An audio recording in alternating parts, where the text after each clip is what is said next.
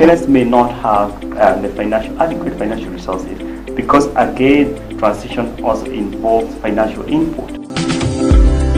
A child who keeps flapping their head, or a child who keeps rocking and rocking and rocking.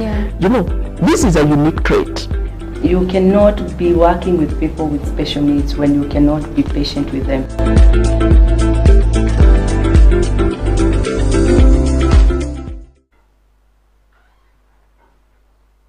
Now, many disabled people don't get to enjoy the amazing benefits of cycling simply because of the barriers that are put in their way, be they physical, attitudinal, or otherwise.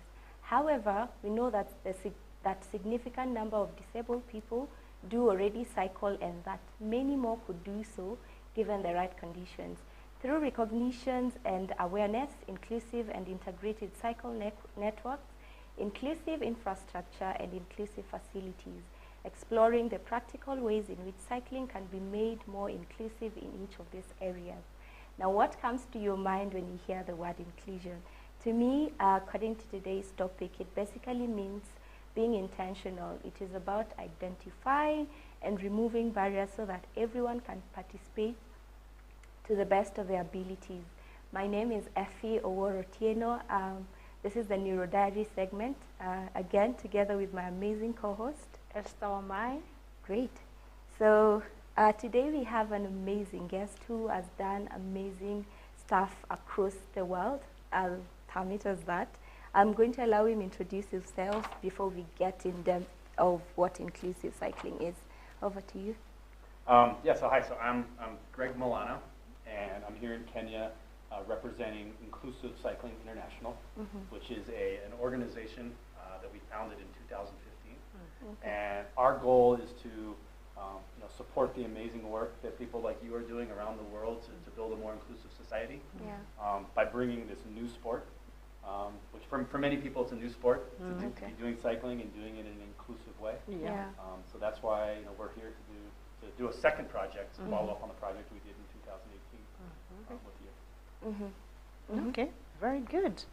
We are, of course, very excited to have you here in Kenya, Greg. It's always a pleasure, and the great work that you're doing to support the disability community in Kenya as far as inclusive cycling is concerned.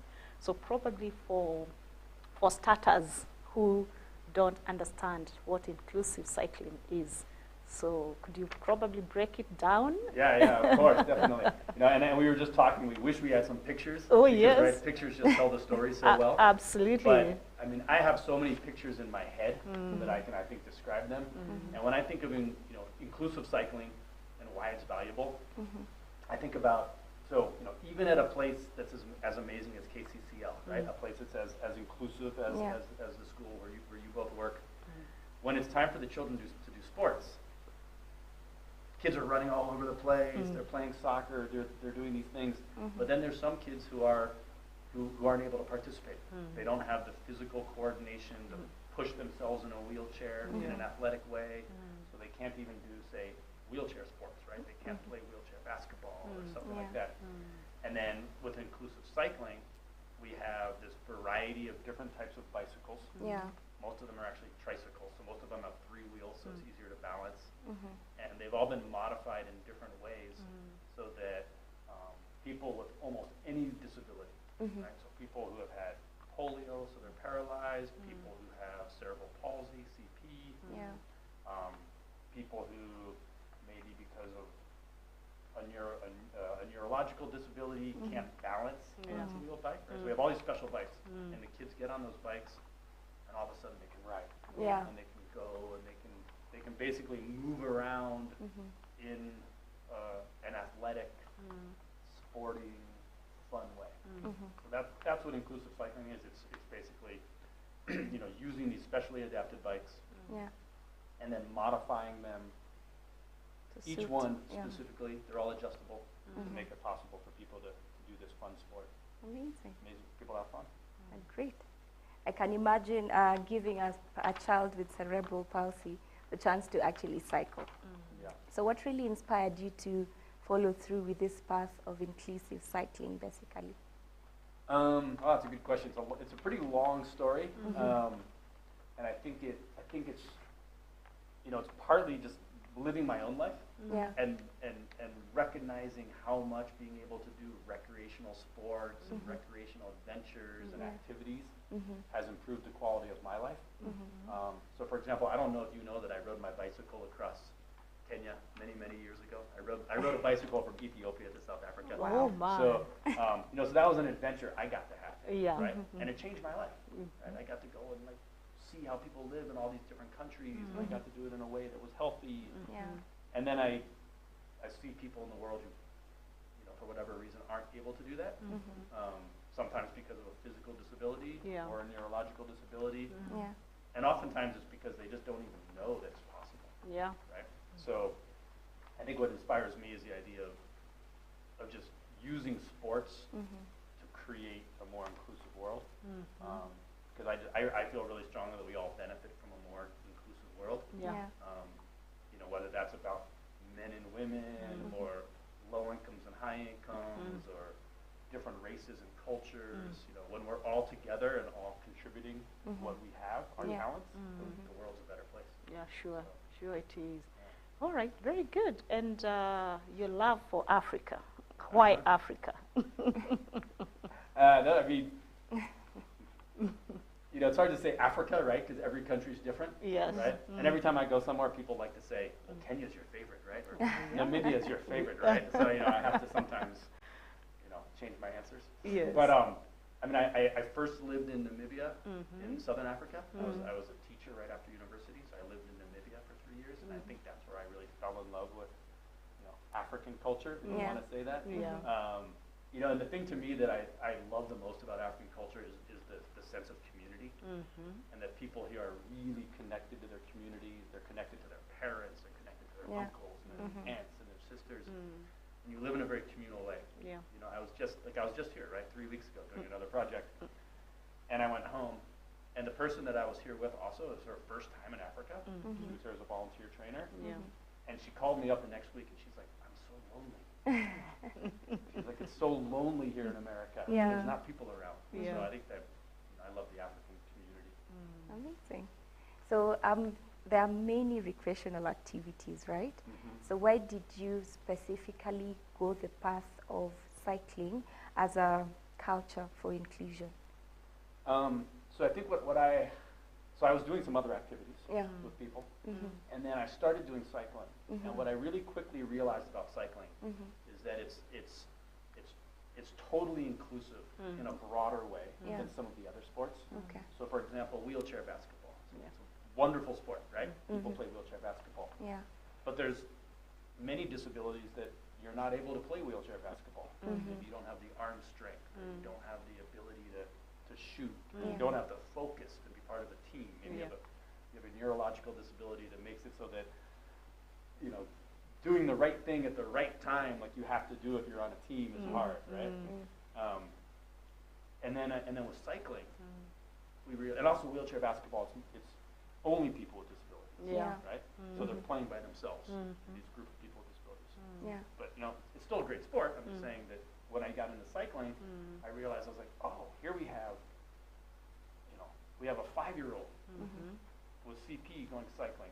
We have a 95-year-old who had a stroke going cycling. We have, you know, a super athletic, you know, woman training for the Paralympics who's like a super athlete. Yeah. And then we have a person who's never going to go to the Olympics, but they just want to be healthy and ride their bike, Yeah. you know, once a week. Yeah. Yeah. And then also we have the family members who don't have disabilities. Now they're riding. So now you have the amount of times that I've had families come to some of the programs that I run, and you know, the child who doesn't have a disability and the child with a disability go riding down the street together, and the parents start crying because they're like, this is the first time my children have been equals in sports. It's always been, oh, you know, this kid's always helping, you know, and this is the first time that they're going together. Together. Yeah. And it's, you know, so that inclusion that we can do with cycling, Yeah. so that's one reason. Yeah. That's one thing. And then another thing that's really powerful, I think, about inclusive cycling and cycling is that it takes place in the public, right?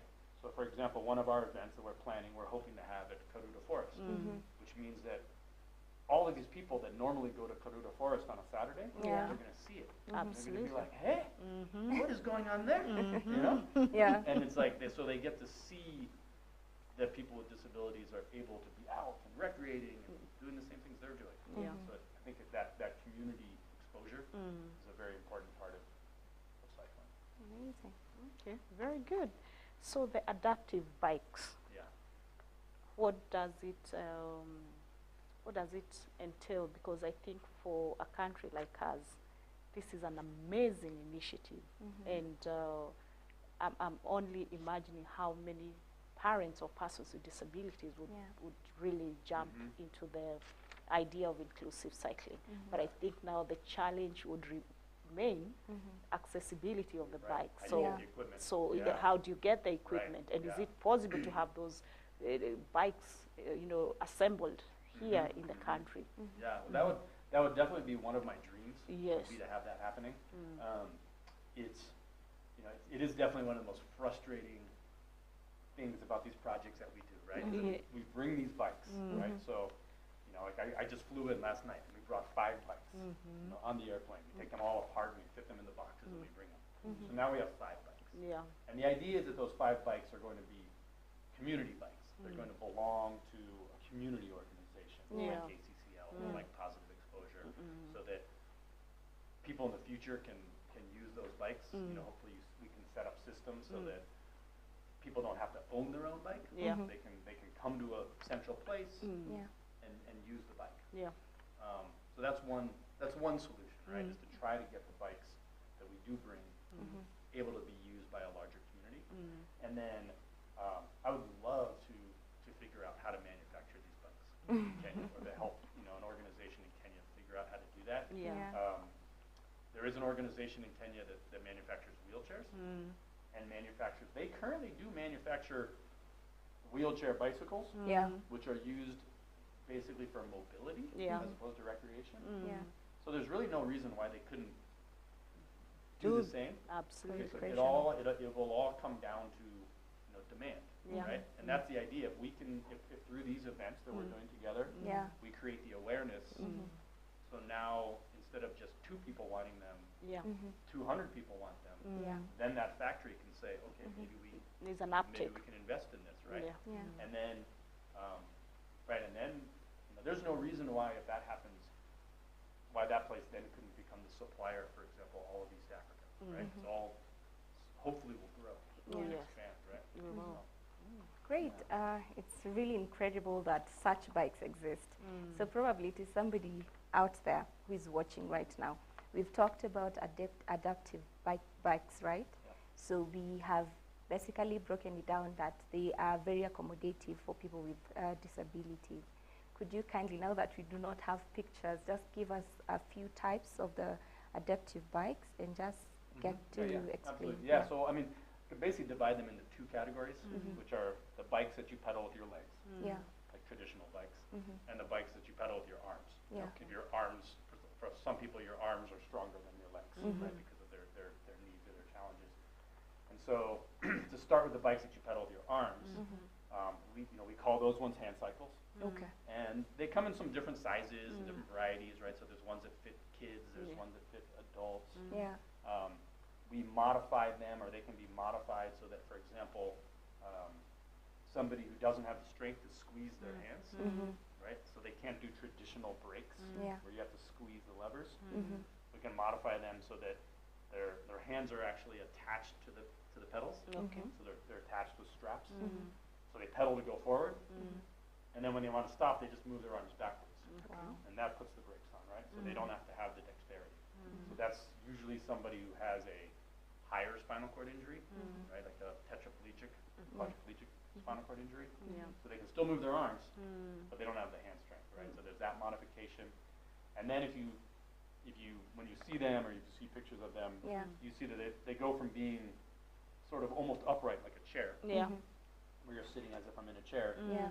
And then the ones that the really athletic, the Paralympic people are using are very low to the ground. And the difference really is that the ones that are upright, they're a little easier to get on and off. They're easier to turn. They're a little easier. Yeah. So they're good for people who are new at it. You know, they're a little bit like, oh, can I do this? Right? They're going to use that one. But then eventually they want to go really fast. If they start going really fast in this one, they're going to tip over. Okay. Right? So that's why we have the low ones. Okay. They're also aerodynamic. The gravity. The gravity helps them. They're aerodynamic. Yeah. So those people, you know, they're riding at 25, 30 kilometers an hour, maybe faster. They can ride at the same speed as, say, a traditional cyclist. And then the last category of hand cycles I would mention, we don't have any yet, are the ones that are specifically designed for going off-road. Okay. So riding on dirt paths and stuff like that. So for example, there's a guy who rode a hand cycle up Mount Kilimanjaro. So there's even bikes, hand cycles can do that. So those are the hand cycles. Okay. Then the other ones are the ones you pedal with your legs. And the ones that you pedal with your legs, the users are people who, they still have leg strength, but they don't have the balance or the coordination to ride a traditional bicycle. So that's often people who have had cerebral palsy, maybe they had a stroke and so they're paralyzed on one side of their body, that sort of situation. Yeah. So with these ones, they always have 3 wheels. Okay. So again, they're a little better balanced. Some of them we designed so that you can steer, you can do everything with one arm. Yeah. So you don't have to have the second arm. Okay. Yeah. Or you can even just pedal with one leg, so you don't have to have the second leg working. So there's that modification. And then there are many, I think you have one at your school, where when an assistant, like a teacher or a parent or whatever, pushes the bike, there's actually a control on the back. Yeah. So they can help with the steering and help with the motion, Yeah. so that somebody who can't actually, make themselves ride by themselves, by pushing the bike, you help them get started. Yeah. They'll often then at that point go, but just to get them started. Okay. So that's kind of a variety. Wow. Oh, and there's one last one. Sorry, Yes. is the tandems. Okay. The tandems, well, I would get in a lot of trouble if I didn't talk about the tandems from our partner, Positive Exposure. Yes. And Jane, so the tandems are bicycles that are designed for 2 people to ride. Yes. So with those ones, somebody who's visually impaired can ride. So there's a I'm forgetting his name right now, but there's a quite well-known Kenyan athlete who was injured in the U.S. Embassy bombings in 1999, and he became visually impaired. And he's gone on to be a pretty well-known, competitive tandem bicycle athlete, right? So he's very strong, so he can provide all the power and the muscle and the speed. He just needs somebody to guide. steer, to guide, right? So the tandems are also a very important inclusive bicycle. Okay. Great. Very good. So we know you have not even rested, Greg. You arrived at night because of these big events that are coming up. So probably you can tell us more about the Inclusive Cycling Kenyan project that is coming up this weekend and next weekend. Yeah. And also it would be good to tell us who is funding this program. Great. Yeah. So I'm really excited about this project that we're doing. Yeah. Our first project in 2018 was a relatively small project, right? Just focused at KCCL. Yeah. So this project, it's funded by the U.S. Embassy here in Kenya. So the U.S. Embassy funds this project through what they call their public diplomacy programs. And so they're the primary sponsor. Okay. And then Inclusive Cycling International, which is the U.S. nonprofit that I work for, we donated the bicycles. Great. So the embassy is funding the training, the events, the programs, the coordination, all of that, bringing myself and the other ICI trainer, Matt Tilford. Yeah. So the embassy funded bringing both of us here to do the training. And then the bikes were donated by our funders in the United States. So we're working together on it. And what the project is, it's primarily an awareness raising project. So the goal of the project is to just create as much awareness of this activity and give as many people in Kenya as we can an opportunity to do it. Yeah. So the first event is going to be at Kenyatta University, which we're really excited about. Yeah. Kenyatta University has been really enthusiastic about supporting it and bringing their resources to bear. So they're really also a sponsor or project sponsor that we should mention, because we couldn't do it without Them. their campus and their support, absolutely. So we'll be at Kenyatta University this Friday, Yeah. the 25th of March. Okay. And that one, I mean, it's essentially open to anybody with a disability who can attend, who wants to attend. Yeah. And we'll have all of the bikes there, both the 5 that we just brought as well as the 7 that KCCL has in the past. So we'll have all those bikes there. We'll just basically get as many people riding as possible. And then we're still hoping to have a second event in Nairobi at Peruta Forest. That's a little bit up in the air for the location, but there will be a second event in Nairobi. And then we're traveling to Nakuru next weekend. Okay. So then we'll have 2 events in Nakuru again on Friday the 1st of April and Saturday the 2nd of April. And we don't have the exact location details for that yet, but we will. All of that will be available. But anybody who wants to go to our website, which is inclusivecycling.org, will have announcements on the front page of that website. Okay. With the details, the dates, all of those things. Okay. Amazing. We are so looking forward to the events that are coming up. We will be sure to participate. I hope you will be too. So you talk about inclusive cycling very passionately. What has been your highlight so far since you started the inclusive cycling events? Oh, I mean, wow. I guess it's hard, it's hard to rival that experience of seeing somebody ride a bike for the first time. Yeah. I mean, and I was lucky enough to we built a center where, so when I started doing inclusive cycling, I started doing it in Berkeley, California. And we built a center there that became like the largest drop-in center, really the largest inclusive cycling center in the world. We had over 100 bikes, and we just were open. We were open 4 days a week, and people could just come and get bikes. So it's like the amount of times I've seen somebody show up, either show up by themselves or show up with a family member, and either the person themselves or the family member had this look of, I can't do this on my face, on their face. And then they do it. And they go out for their first 1 kilometer, half a kilometer loop, and they come back and they're just like that sense of like, I can do this. Wow. So it's like really hard to I've had so many moments of that. It's hard to pinpoint one. But I can say specifically, I mean, when I think of Kenya, I think of being at KCCL in 2018, and again, like I said, there's like a lot of your kids have neurological disabilities, but it doesn't affect their mobility necessarily. And then you have a smaller group that are wheelchair users. And there were 3 or 4 of them sort of sitting in the shade when we were doing it, and they really didn't think they could do it. And then we got them on the bikes. And there's this moment sometimes where, and I can still remember, and I think it's one of the pictures we use all the time because the girl has such a huge smile on her face. I forget her name, but and it's the person's pushing the bike, and then all of a sudden you let go and the person rides off, and they're doing it by themselves. And that moment when somebody experiences self-propulsion, like moving themselves by themselves for the first time in their life, right? If there's someone who's had to be pushed around in a wheelchair, it's like it's a huge highlight for me.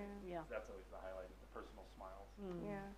Very good. I can confirm that. I know I was away. If you remember, I was in London when you came back in 2018. But I remember the teachers sharing the pictures, and it was epic.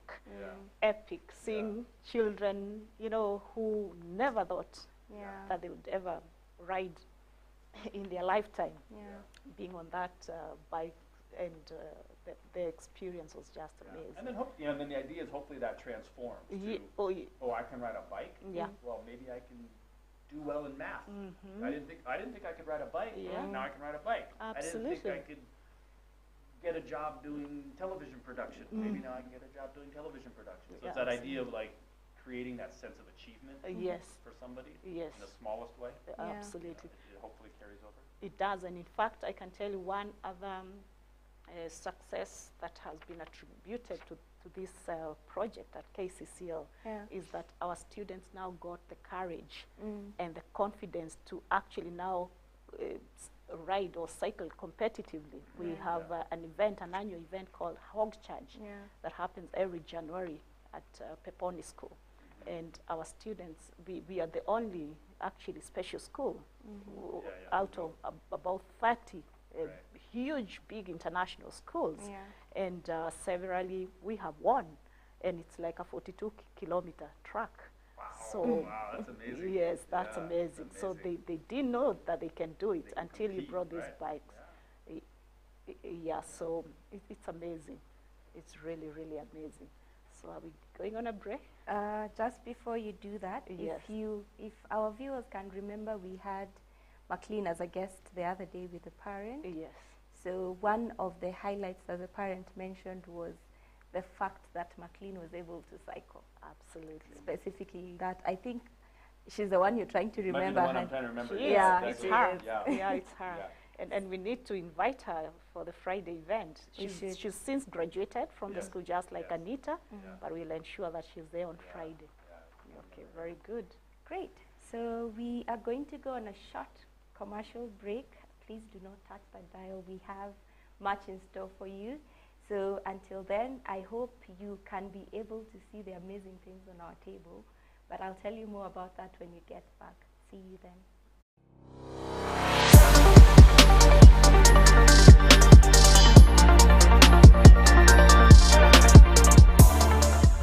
You should ask yourself, what is the purpose of this relationship that I am in? Man was made naturally and spiritually productive by God for a purpose. I have my blessing. I have my healing. I have my greatness. I have my power. And it's all inside of me in Christ.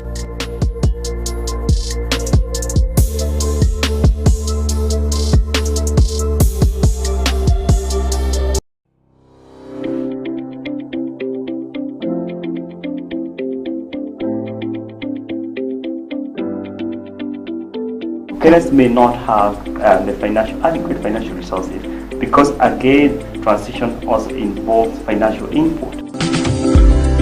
A child who keeps flapping their head, or a child who keeps rocking and rocking and rocking. You know, this is a unique trait. You cannot be working with people with special needs when you cannot be patient with them.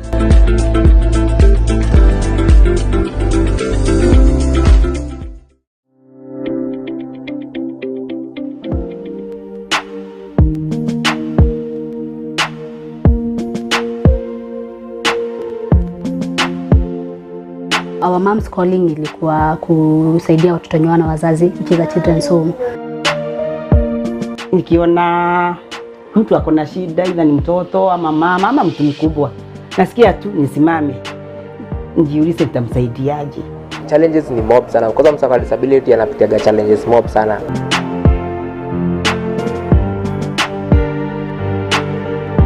There is a place always God anatonga msee kwa life.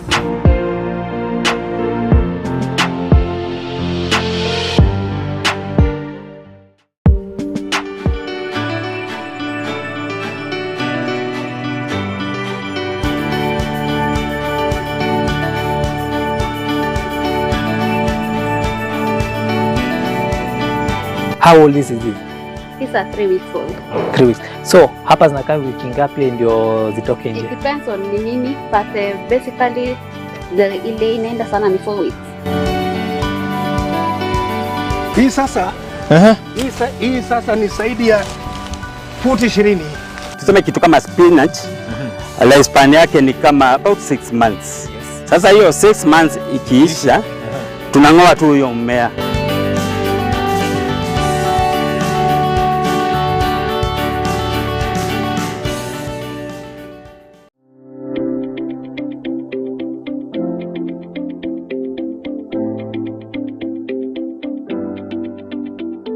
Parents may not have the adequate financial resources because, again, transition also involves financial input.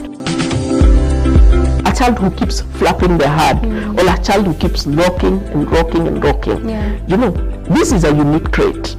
You cannot be working with people with special needs when you cannot be patient with them.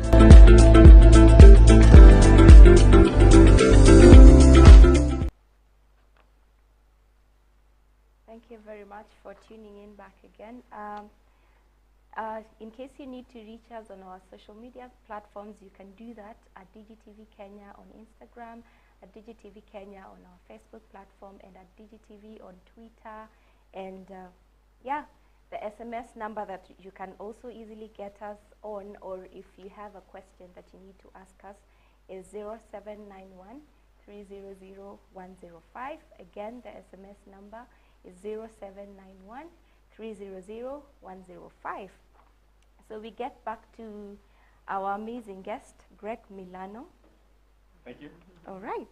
So we've talked about cycling. So I'm imagining as much as it has the physical benefits, there are also some benefits that comes with just getting to cycle the adaptive cycles. Would you kindly elaborate more about that? I mean, beyond the physical benefits, I think the biggest benefit is community inclusion. Mm-hmm. It's just that idea of being able to go out and do something with your community. Mm-hmm. And we talked about this a little bit, earlier offline, that in Kenya, the cycling community is still developing, right? That bicycling isn't that big a recreational activity in Kenya.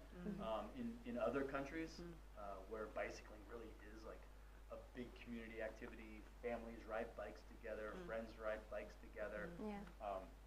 Making it possible for people with disabilities to ride bikes really buys into that community. It really contributes to that community inclusion, because bicycling can be such a big part of culture. Here that's not quite the same, but I think here it can create inclusion, a sense of being included in just a general sporting day, right? If while the other kids are running around playing soccer, the kids who can't run are able to ride bikes around the field at the same time. At least they're like contributing. They're feeling like they're playing in the same playing field. So I think that's the biggest one, is that sense of community inclusion. And then the health benefits, just getting some exercise. For some disabilities, particularly for people who have CP and people who have had strokes, they've actually studied and really proven the actual medical benefits, that people who have had a stroke and are now paralyzed on one side of their body, if they ride a bicycle that uses the other side of their body, they actually start to regain some motion on the paralyzed side. So there's actually therapeutic benefits. And then same thing for people who have CP and so have spasticity, or stiffness in their limbs. Riding the bicycles that actually exercise the legs and exercise the muscles. There's like long-term medical therapeutic benefits beyond just being healthy, being physical. So those are two really important things. And then again, I think that's just that sense of achievement, right? Just being like setting a goal. Oh, I'm going to train to ride 5 kilometers, 10 kilometers. Right? Why do I ran a marathon? Why did I run a marathon? Am I planning to win a marathon? No. Why did I run a marathon? Because it's really fun and powerful to set a hard goal and then work towards it and then achieve it. That makes me feel like I'm a more capable person. And so inclusive cycling allows people with disabilities to do the same. Great. Very good. So part of our viewers are parents, and I'm sure there's a parent there who is wondering how inclusive are you as far as age is concerned? Like, do you have bikes for, because the typical population and the typical bikes will accommodate even a 1 year old. So children start cycling even as young as 1, okay, maybe 2 years. So do you also have adapted bikes for the very young kids? Yeah, I think the smallest one's probably accommodating, say, a 3-year-old. I think there's definitely bikes that would go down small enough to a 3-year-old, maybe a little tiny bit younger than that. Again, they're 3-wheel tricycles, so they don't need to be able to balance yet. And in some ways, mainstream tricycles, right? Think about a tricycle. it's sort of an adaptive bike, right? It's like, it's for little kids who can't ride a two-wheel bike yet to ride. Right? So just a tricycle is an adaptive bike. Oh yes, it is. Right off the bat. Yeah, right? absolutely. But like, for example, we just did a project in Tanzania, and we brought a very small hand cycle, and there's a little boy, little guy, maybe this tall, and he rode the hand cycle. So we have those. Yeah, they do go pretty young. Okay. And then, like I said, I think I've had a rider who is over 100 years old. So I've had an over 100-year-old rider riding one of our bikes. So it's quite the range. I need to bring my grandmother. Definitely. She'll cycle for the first time in her life. Yeah. Yes. Amazing. So we've talked about you having your project incorporated in a few of the African countries, right? Are you planning to stretch to probably other countries? And we probably could be having other viewers that are not from Kenya. Probably just to mention which other countries apart from Kenya, Tanzania, which other countries is Inclusive Cycling International in? Yeah, so far we've done projects in Kenya, Tanzania, Nigeria, Zimbabwe, and Namibia. So that's where we've done projects in Africa. Okay. We already have funding for it. So the projects that we just did in Tanzania, and this project in Kenya, and then a third project that we're doing in May of this year in Namibia. Those three were all funded by the U.S. embassies in those countries. Yeah. Okay.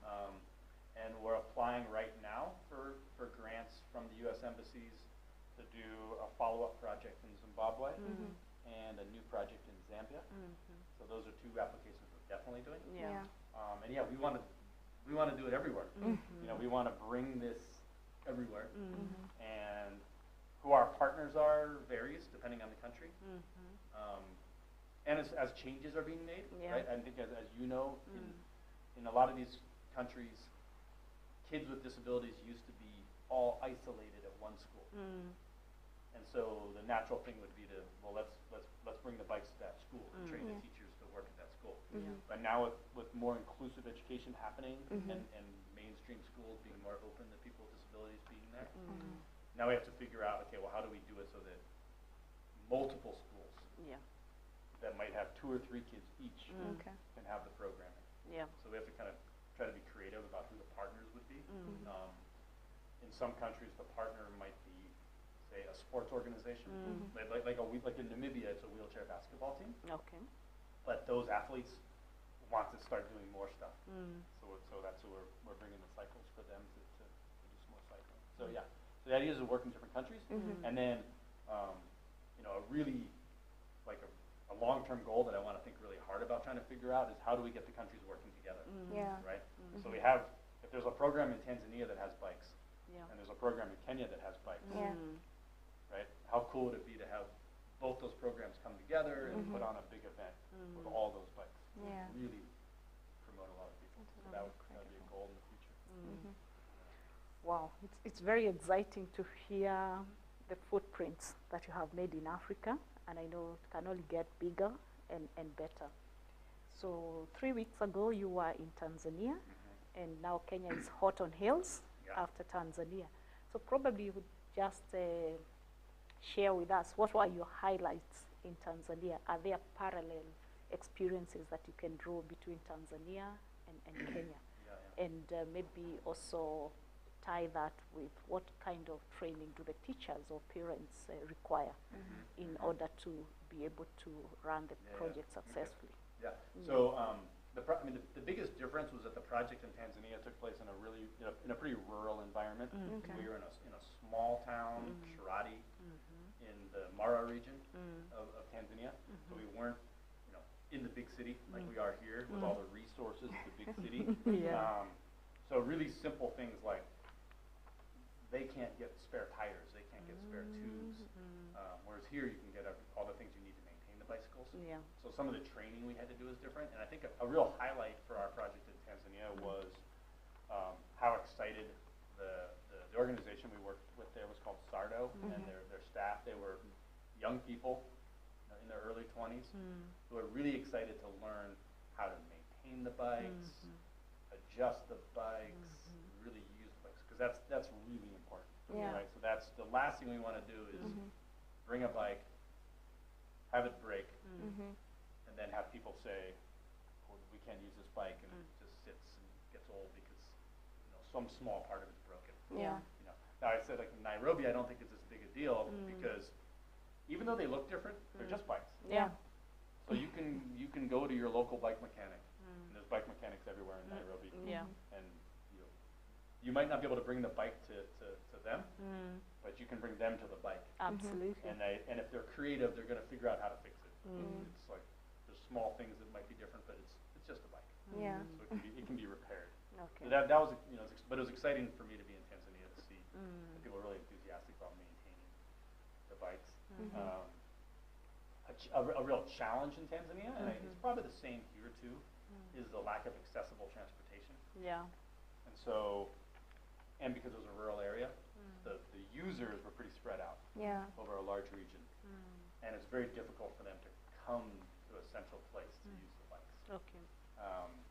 So that's a challenge, I think, in a lot of the African countries, is the lack of, say, vehicles that can accommodate people with disabilities to transport them, and the expense of transportation, obviously. Yeah. Great. So just there's a point you haven't touched on, though Miss Esther mentioned. Do you get to train the teachers? Because I'm sure you want to be there throughout, right? Do you get to train the teachers of the people you leave the bikes with in the ways in which the bikes need to be handled?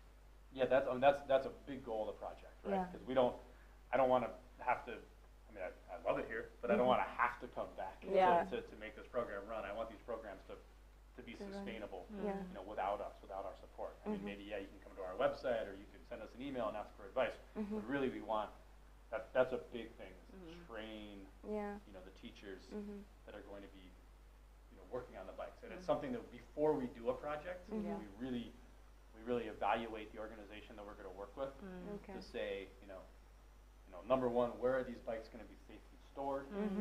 Who's going to be responsible for maintaining them? Who's going to take the initiative of using them for more activities? So for example, having a teacher like you who's taking the initiative to create these bicycle days with the special needs program, like that's essential. If we don't know we have that person, then we're not going to do a project with that group. Because it really does take somebody who's passionate about it. And often it's often volunteer time, right? I mean, the person's already working as a teacher, right? So they're getting paid to be a teacher. They don't get paid anymore when they add this extra activity. So it's really looking for people who are passionate about it and want to put extra time into it. And we realize that's a challenge. That finding volunteers, for example, to be a challenge. But I think I've noticed in Kenya there's a culture of volunteerism. I've seen there's organizations where people are able to get volunteers, and I don't know if that's a new thing, but it's great that it's here. It's where I come in the United States, where I am, people volunteer a lot. But I think it's partly because people don't, like we're talking about community in Africa, right? So a lot of people in the United States, they don't live in the same town as their family. So they're not putting all that time into their family. So then they're like, well, what other? So then they put their time into their community as volunteers. But here, I think there's people who can do it. Will volunteer when they see the smiles. All right, very good. Now, talking of volunteering, just imagine probably we have a viewer who would want to offer their time and probably even resources to inclusive cycling. So how would they get in touch with the organization, ICI? Do you have a Kenyan office? Is there a Kenyan contact? And probably even that, a school that maybe a school principal who is watching us and would like to introduce inclusive cycling in our school. So how would they get in touch with the organization? The first thing to do would be to contact us, our organization, right? And the easiest way to do that, or the easiest way to remember how to do that, is just to go to our website, which is inclusivecycling.org. Our Facebook page is Inclusive Cycling, so it's pretty easy to remember. Inclusive Cycling, we're doing inclusive cycling. And then from there, email us. You can find our contact information, our email information there. And then I would be able to then say direct them to, who in Kenya specifically, especially where they are in Kenya, would be the person. Right? Yeah. So, our primary project partner in Nairobi is Positive Exposure, which is Jane White Tedder's organization. So she'll be sort of our contact person going forward for trying to develop new programs. And then in Nakuru, our primary contact there is his name is Peter Maritim. Okay. But yeah, would be able to direct people to where they can find, how to get involved. Lovely. Because we'd love to. I mean, just having someone who's there to help supervise, right? Because kids on bikes, hey, they get a little crazy. They are riding fast and crashing into each other and things like that. So you need volunteers just to help. And even helping some people get out of their wheelchairs and onto the bikes. Absolutely. So we definitely need volunteers. Great. All right, so let's have a little icebreaker, right? Icebreaker. Yeah. Not in regards to inclusive cycling. So what does inclusion in general mean to you as a person? How would you define it in your own words? I mean, I think it's what I said earlier about just making sure that everybody gets the opportunity to bring their special talents to the table. Yeah. Because we all have special talents, right? We all have something that we can do better than anybody else, or we can do, as well as anybody else. Yeah. And the strongest team is a team that has diverse talents and diverse abilities, right? You can't have a soccer team that's all goalies, right? You can't have a soccer team that's all strikers, right? You have to have, in order to have a team, you have to have somebody who's fast, you have to have somebody who's tall, you have to have somebody who can kick the ball really far, you have to have somebody who's a good defender. So to me, the idea of inclusion is, you build the strongest team by having the widest variety of talent. And if you're keeping anybody off the playing field, well, then you're maybe missing out on who's got the most, the special talent. Absolutely. And so I think specifically in the world of disabilities, if your building's inaccessible, right? So if you say the only way that you can be a doctor or a researcher, right, or an engineer, is to be able to walk up a flight of stairs. Well, you're like, you might be keeping the person who has the cure for COVID in their head. Yeah. Oh, yes. Right? Out of the building. You might be keeping the engineer who can, build the best bridge in the world out of the building because they can't go up the stairs. Yeah. So you make the building accessible, you make the building inclusive, and all of a sudden you have all this talent. Wow. Well, Great. okay. Yeah, so I'm just wondering, are there employment opportunities for inclusive cycling? Because I know your focus mainly is recreation, but probably one would want to advance that to competitive cycling and probably professional cycling. So are there opportunities for that? I don't know if there's really opportunities for, like, say, employment as a cyclist. Right? Yeah. I mean, there's a very, very small, tiny number of people who are racing competitively and maybe getting, say, professional sponsorship, right?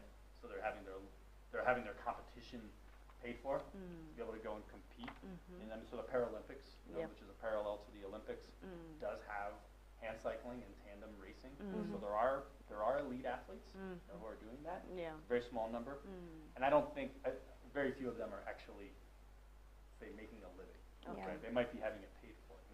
Where there is employment opportunity is in the really growing, say, inclusion world, in the adaptive world, in the adaptive sports world, and like many of the people there's many people that I know that have come to our programs as participants, got excited about it, and then have now become physical therapists, occupational therapists, recreational therapists, coaches, teachers. So there's definitely employment opportunities in that world. Yeah.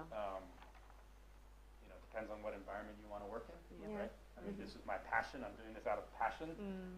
It's not really employment. Yeah. I'm not. I mean, that's one thing we haven't talked about is how even though we're doing big things, but Inclusive Cycling International is a very small organization. Yes. You know, it's basically me and a bunch of volunteers, and I'm sort of a volunteer as well. So you know, you can find your passion. Finding employment's, you know, it's a path, but there's certainly opportunities in the medical world where the experiences you gain doing this activity you can then apply to professional professional skills. Incredible. So we've talked about the glitz and glam of inclusive cycling. Are there any challenges you've faced while trying to make sure that your project is successful, and how did you overcome them?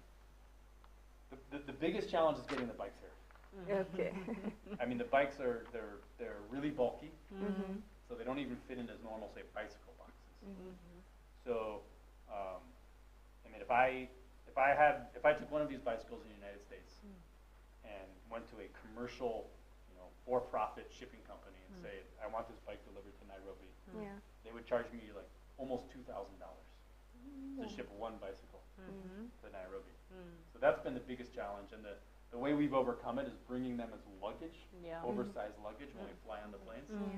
But that takes a lot of work. Like all I did last week was take bikes apart and put them into boxes and make the boxes the exact weight that I could put them on the planes.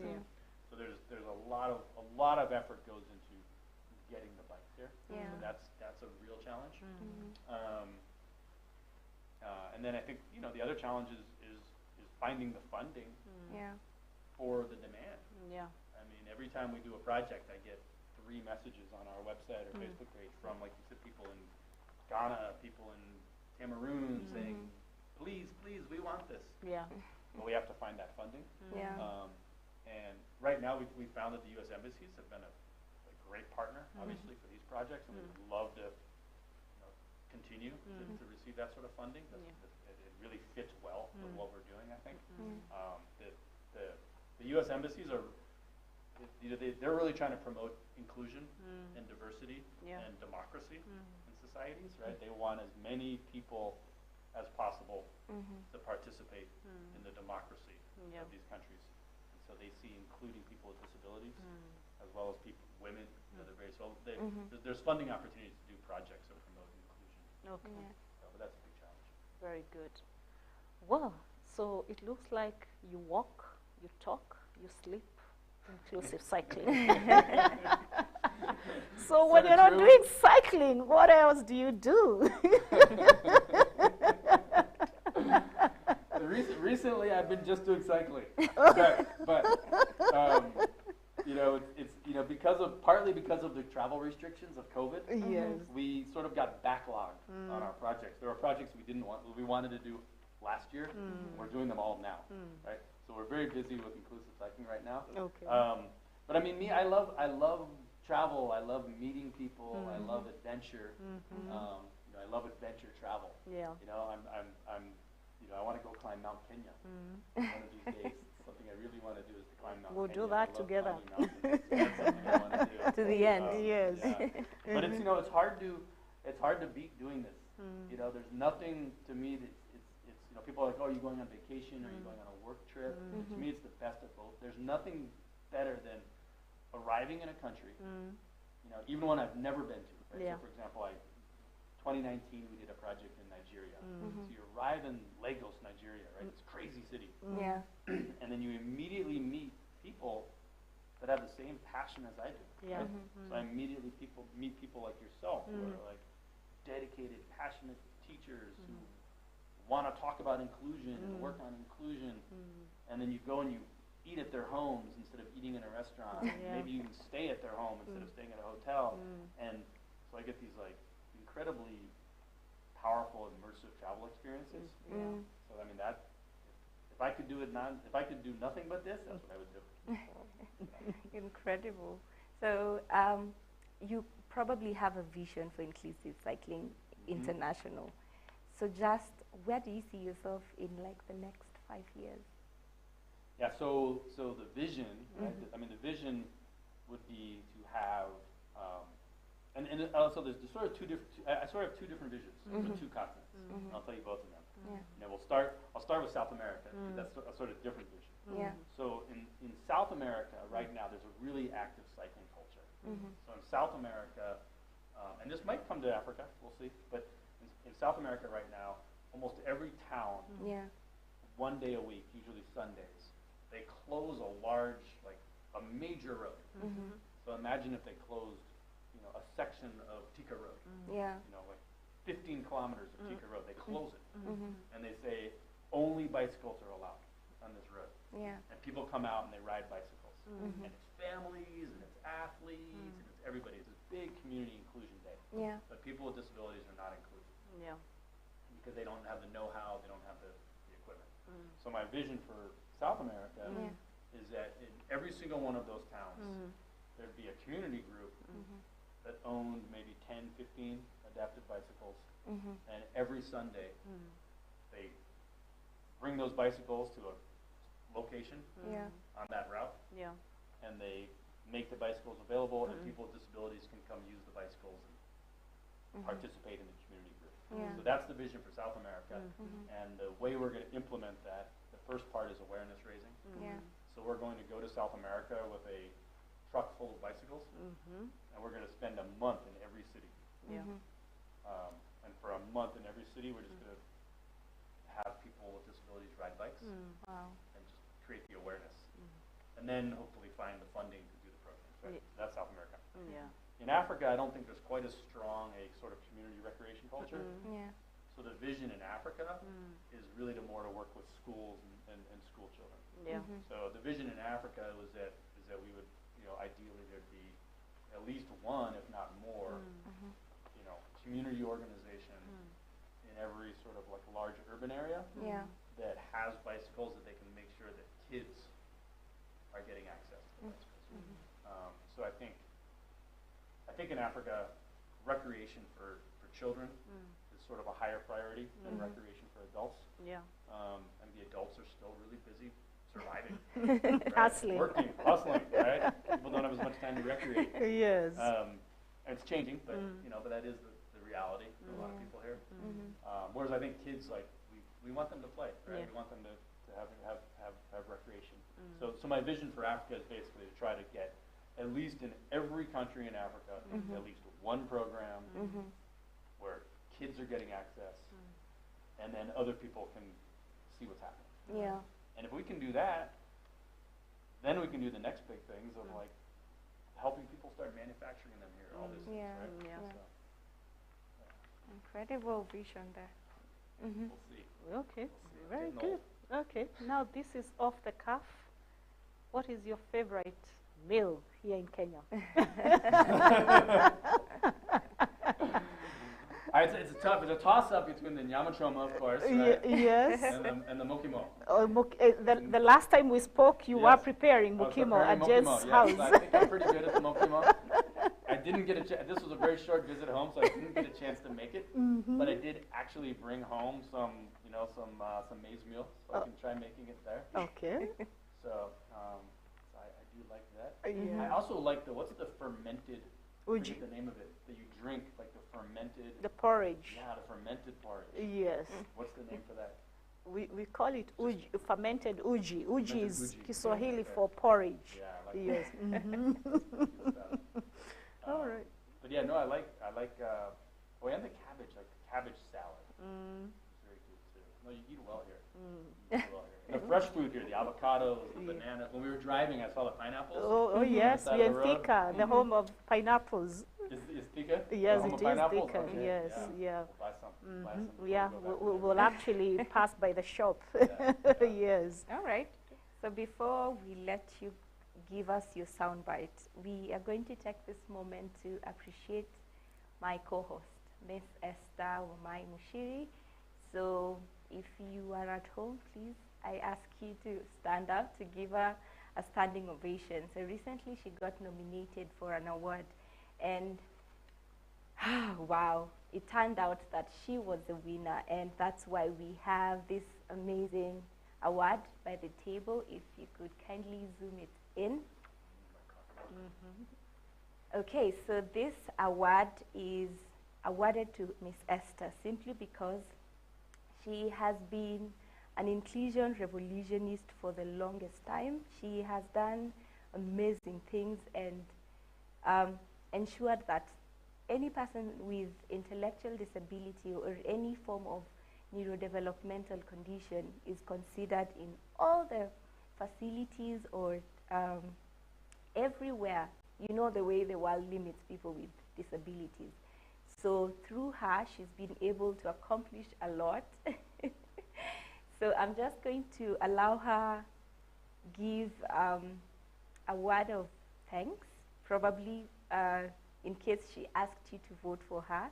So I'm going to give her that chance to give you a thank you message. Yeah, over to you, Esther. And once again, congratulations.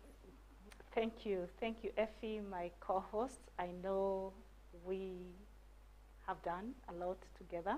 So, and I think for me, everybody, this would not have been possible without the incredible support of colleagues, partners like Greg, because I highlighted the work we are doing with ICI in my submission, and many, many other partners who have come on board to support my work.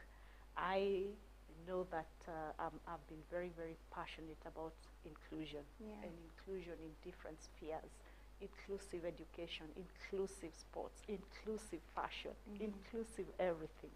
And I think I must say that I've been very fortunate to have partners whose doors I knock and they open them wide enough to ensure that our inclusion agenda is achieved. So I was nominated for this award by Diversity and Inclusion Award and Recognition. It was a big contest because we needed to go out there, ask for votes, submit our work, and it was a very competitive process. And I really want to take this opportunity to everybody who voted for me. I got overwhelming support, and not just in Kenya, across the world. I had people mobilizing votes for me in Nigeria. I had people mobilizing votes in Ghana, in the US, Uganda, Kenya, and it was very humbling. It was a very humbling moment for me, and I feel that this award is for all of us, everybody who voted, everybody who gave me a word of encouragement, everybody who prayed. I dedicate this award to them. But most importantly, I think I want to dedicate this award for my children, the people who give me a reason to wake up and come to work. So their resilience, their determination, their pure heart has remained an inspiration for me. And for that, I give them this award. And just like Greg has said, the experience of seeing a child being able to accomplish something that you never ever thought that they would, just because you've done a small thing like creating an opportunity and enabling them to do that, either by providing an adaptive equipment like the cycles, ensuring that learning is inclusive and helping them get that skill. For me, I think there's no better feeling than that. And I remain humble for everybody who supported me to get this award. Thank you. And for my amazing co-host, whose work I also submitted, what we are doing with Neurodiaries, and for the DGTV family, Uzuri Institute family, who are also very, very supportive in this whole process. And I must say that our work at Neurodiaries, which we just barely began 2 months ago, and the amazing guests that we are getting to come and talk about inclusion, I think for me that was also a game changer in helping us achieve this. And so to my co-host who burns the midnight oil coming up with questions, we have delegated roles. So thank you. I do appreciate our cameramen who have ensured that they are with me during the awards, because we also had the Zuri Awards 2 weeks ago. I also got Yes, we were also nominated. I was also nominated for the Zuri Awards, again in recognition of my work. And I know DGTV has literally been on my side, ensuring they come to cover the event and ensuring that we capture those moments. Thank you. Amazing. Congratulations once again. Thank Well you. deserved. Thank you. Well deserved. Thank you, Greg. Yeah. Amazing. So I must say again, I can't praise you enough. We have done it a lot together. You have basically mentored all the projects that I have done. And for that, I also say thank you as I wait for my award. Oh, yes, it's coming. All right, then. So we are going to move back to Greg Milano. So looking at which camera? This one right here. Give us your sound bite or your parting shot. I would just say, if you think you can't do something, you should try. And the inclusive cycling is my favorite way, my chosen message, or my chosen way of helping people achieve that goal. That through inclusive cycling, we try to give everybody an opportunity to do something that they didn't think that they could do. And then hopefully by achieving that one thing, then they go on to challenge themselves to do other things that they didn't think that they could do. Wow. Short and very short and sweet. Yeah. All right, then. Thank you so much for coming. We look forward to seeing all the great things you'll do throughout the time that you'll be here. All right. Yeah. And I want to thank you for being incredible hosts. Thank you. Making me feel very comfortable, yes. even in a different country. And it's an honor, and I feel very honored and very humbled to be here with you, with the two of you who are doing such incredible work for the people of Kenya. Thank you. For including me. Thank you, Greg. The pleasure is all ours. Yes, and if you want to catch a glimpse of the events for the 2 awards, we'll upload them on our social media platforms, the YouTube, Facebook. So be sure to catch the events on our social media platforms. Thank you. All right. Thank you very much. Today has been amazing. We have learned a lot about the different cycles apart from the standard bike that we know of. So just a word for the day. Ask yourself, what does inclusion mean to you? And it's good to challenge ourselves that each and every day you make sure that you do not limit anyone from doing anything just because you assume that they're probably not capable of doing that particular thing. That will be it for the Neurodiaries segment today. Remember, Neurodiaries is basically a show that puts different neurodevelopmental conditions on the spotlight and also brings you up to date on all the incredible projects like Greg's project that they have been able to do so far.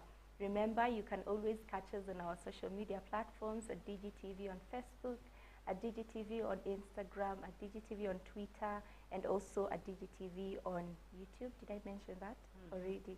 Yes, I did. And the SMS number is 0791 300 105.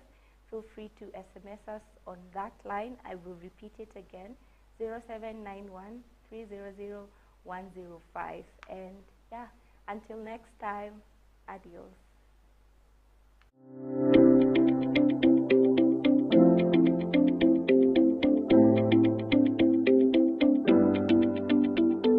Parents may not have the adequate financial resources because, again, transition also involves financial input. A child who keeps flapping their head, or a child who keeps rocking and rocking and rocking.